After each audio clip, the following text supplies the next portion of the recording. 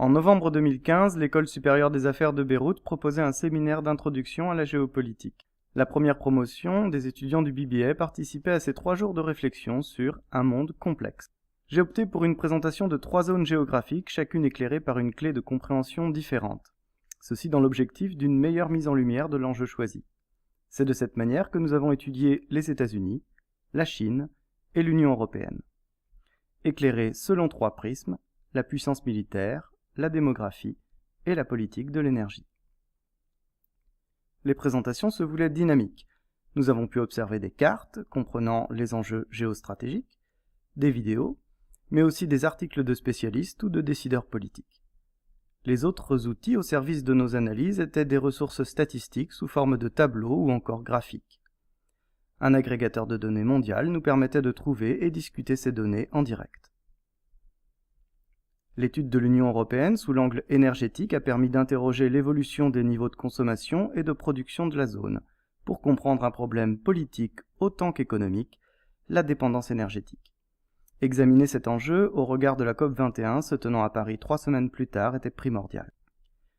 L'étude de la Chine et de ses problématiques démographiques était éclairée par une décision très récente des autorités chinoises, l'arrêt complet de la politique de l'enfant unique. Nous sommes revenus sur son impact, ses conséquences, et avons terminé nos réflexions sur un autre enjeu, chinois mais non moins mondial, l'émission des gaz à effet de serre, faisant ainsi écho à nos réflexions sur l'Union européenne. Les étudiants ont participé de manière active au séminaire en choisissant d'étudier une problématique sur une zone donnée. Les États-Unis sous l'angle du soft power. Il a été créé en 1990 par Joseph Nye dans son livre Bound to Lead. Ok, le soft power reflète la puissance douce, désigne la puissance d'influence de personnes. L'American Way of Life a donc conquis la plupart du monde. La Chine sous l'angle du hard power. Ce tableau nous montre que la Chine a le plus grand nombre de soldats dans son armée. Mais on va parler des conflits récents. Un conflit qui a commencé le 11 septembre 2012, puisque le Japon a nationalisé 3 des 5 îles d'un archipel qui est dans la mer de Chine. L'Union européenne face aux problématiques d'évolution du projet politique des États membres.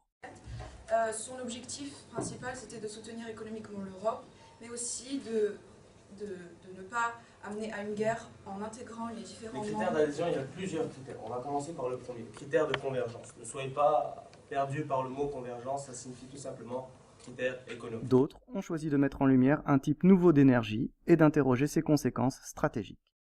C'est assez utilisé aux États-Unis, mais le problème, c'est les médias qui ne prêtent pas de l'attention. En Europe et au Japon, ils prennent conscience de l'importance de l'énergie simple, mais quand même assez... Nous avons compris que chacune de nos clés de compréhension ne suffisait qu'à entrevoir une facette d'un problème, et que c'est en croisant les études, les problématiques, qu'une compréhension satisfaisante émergeait.